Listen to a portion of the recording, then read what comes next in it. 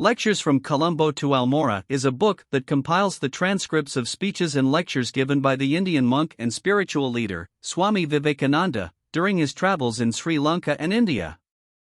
The book covers a wide range of topics related to spirituality, religion, and social issues. In the book, Swami Vivekananda emphasizes the unity of all religions and the importance of practical application of spiritual principles in everyday life.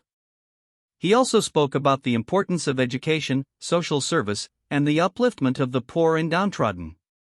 The book includes his thoughts on the relationship between science and spirituality, and how the two can complement each other. He also talked about the importance of self-reliance, self-confidence, and self-respect. Swami Vivekananda's speeches in this book are known for their simplicity and clarity, which makes it easy to understand and apply his teachings in everyday life.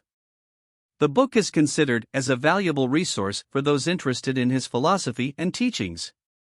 Overall, Lectures from Colombo to Almora is a collection of the speeches and lectures of Swami Vivekananda during his travels in Sri Lanka and India.